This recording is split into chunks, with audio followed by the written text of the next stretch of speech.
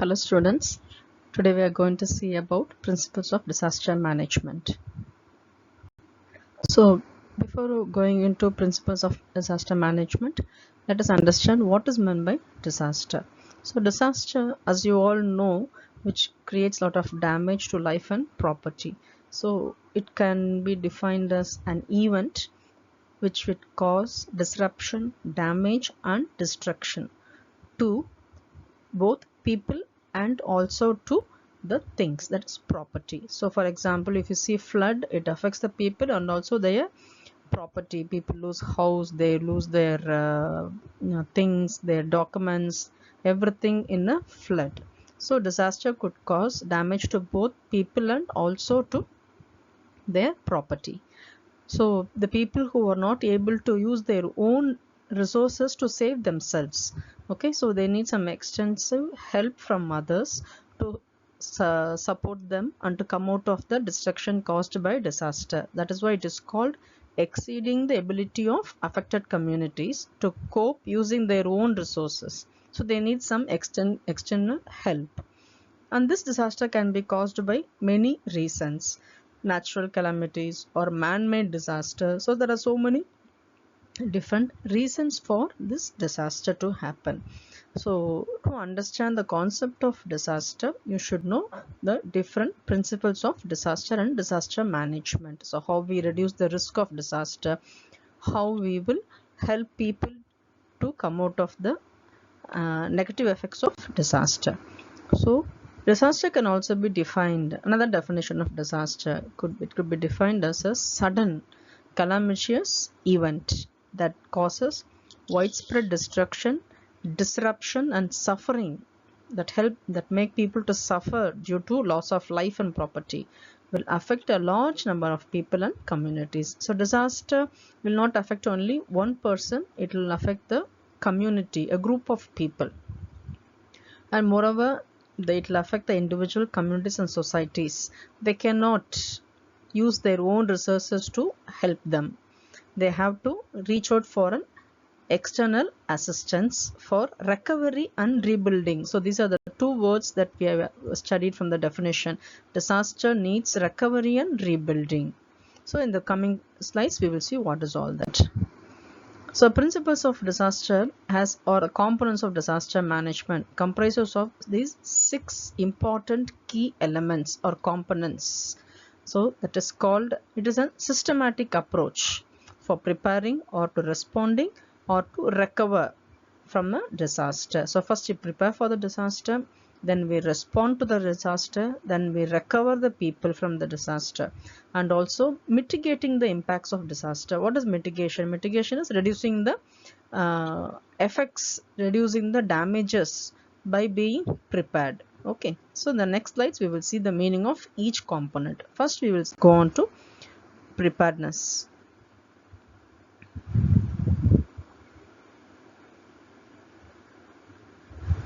So response. So when we respond to a disaster after it happens, so this involves the immediate action that will be taken during the disaster, immediately after a disaster, because we can save more lives and property. For example, if there is a sudden earthquake, the more fast or more quick we respond to that situation, we can save so many lives.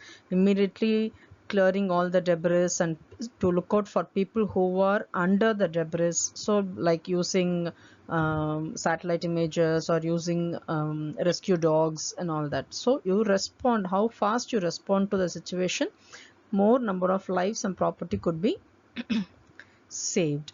So it includes search and rescue, medical assistance, shelter, food and distribution and communication. Next is recovery. So how fast we recover the affected area, we restore.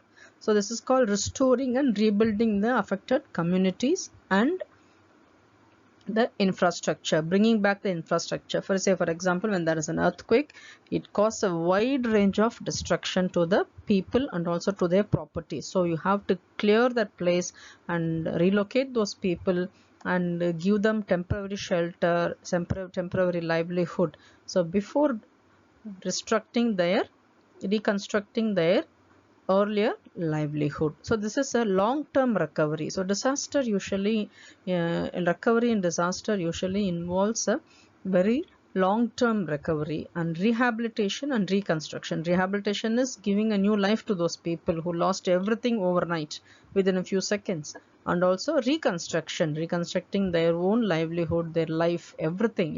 It comprises of everything. So it aims to enhance the resilience of communities and reduce the further disaster risk.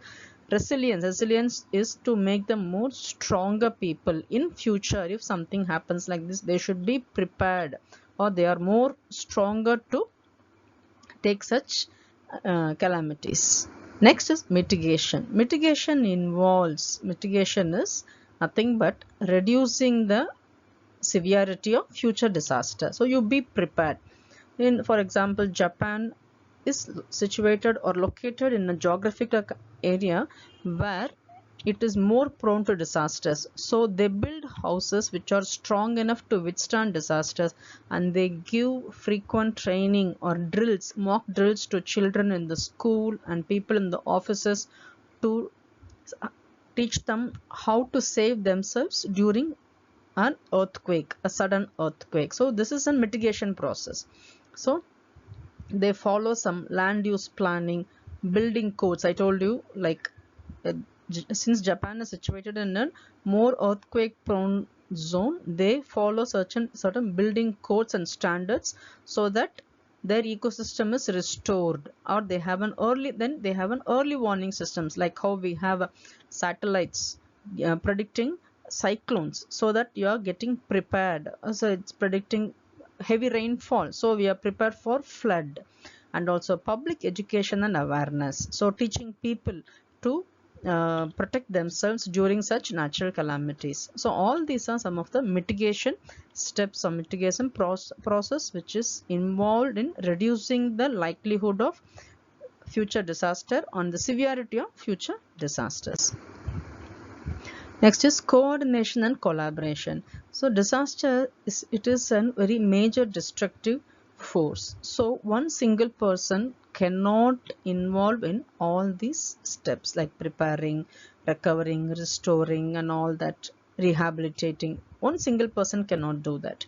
Not a handful of people cannot do that. You need a team of people working in this. So there should be a coordination and collaboration. It involves both the government, private, everybody, so public also. So for example, during 2015 15 floods in Chennai, or now recent floods in Chennai, you could have seen many volunteers coming out of their houses and helping people who are affected in the flooded areas, so like giving them basic necessities. So, and you would have seen many NGOs coming out and helping people.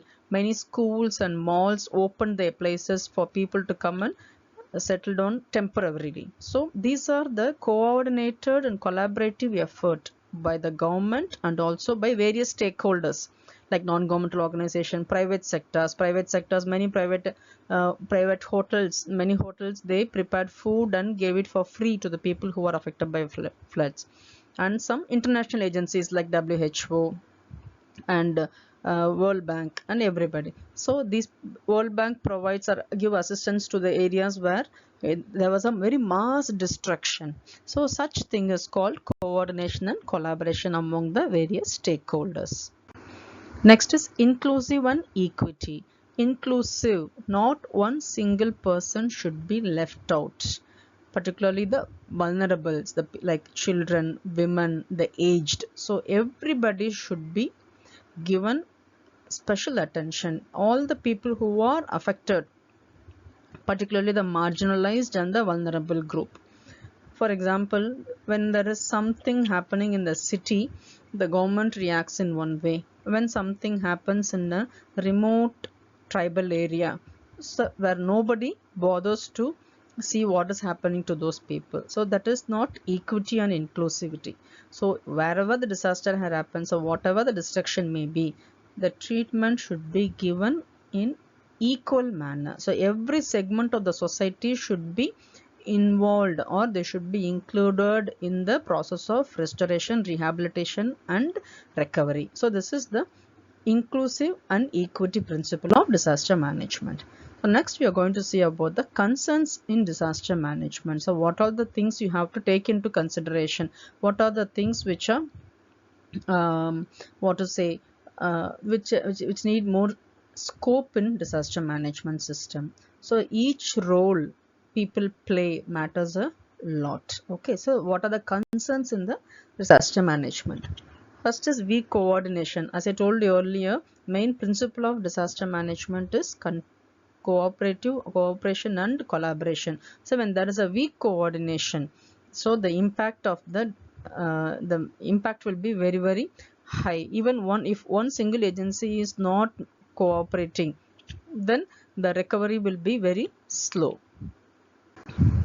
So inadequate or irregular flow of resources. So to do all this, to do manage disaster management on all the phases like recovery, in mitigation, in every step we need more money. Without money without money and material, nothing could be done. When there is an earthquake, definitely you need a large number of heavy vehicles like JCBs to remove all the debris. And okay, and you need immediate medical attention. We need materials and resources, and we need lot of money to make the people stay in a place, give them their basic necessities, food, clothes, because they have lost everything in their building. The building is totally collapsed, so they need a new place to stay, and their basic necessities should be taken care, particularly of women who are pregnant, and children who are not well, and the very old people. So each one needs a different attention, and their issues should be sorted out immediately. So to do all this, we need a regular flow of resource. When there is an inadequate or irregular flow of resources, then the recovery process will become slow and the rehabilitation process may not even happen. So to bridge all this gap, we need to address this concern of inadequate and irregular flow of resources. Frequent transfer of trained personnel. The people who are expert in disaster management are, when they are not in that position, so we need the manpower. There is a shortage of manpower. So this will cause a slow process of recovery. So when there is an expert who could guide his team, so the recovery process could happen fast. You can save so many number of people. When there is no proper guidance, when there is no proper leader, then it is very difficult to carry out the process of management, disaster management. And lack of motivation among the personnel, that is the people who are in the group or who are in the team, they should have an motivating factor, because they are going to save many people. They are going to save many lives. So when there is lack of motivation, like when they are slow in their work, when they are not very fast in carrying out their activities, so some of the disasters are not addressed properly. So the personnel involved in disaster management must be motivated and to perform effectively. The extent of preparedness for man-made disaster gets affected wherever the officers show reluctance. Particularly, this lack of motivation happens or affects in the place where there is a man-made disaster, like industries and factories, where they have to follow a very strict guidelines of or very strict protocols to avoid any disaster. So when there is lethargicness, or when there is a reluctance in checking regular checkup and everything, so there is a more chances for man-made disaster. So this will slow the process of the disaster management, and the place becomes more more prone to disaster. So the personnels involving in the disaster management team should be more active and they'll be more motivated. Absence of rewards and punishments. So this is very important, because in a disaster itself is a life damaging factor. So to save people or to rescue people from that involves more risk. So people who are involved in that should be given proper reward. They should be more motivated, and there should be a proper punishment for people who fail to discharge their duties. For example, if you're calling when there is an uh, electricity wire which is cut and it is touching the ground during a heavy rain, and you are calling the electricity board. If suppose no one respond, or if even if they respond, they are very slow in coming and um, changing the wire and all that. So what will happen, there is more prone for many people to get electrocuted, so many people to get current shock. So in that way, people, the personals who don't perform their duties properly, they should be definitely given proper punishment. So if these concerns are addressed carefully, so definitely the process of disaster management could be carried out very effectively. Hope this video was very useful to you students. Study well. Thank you.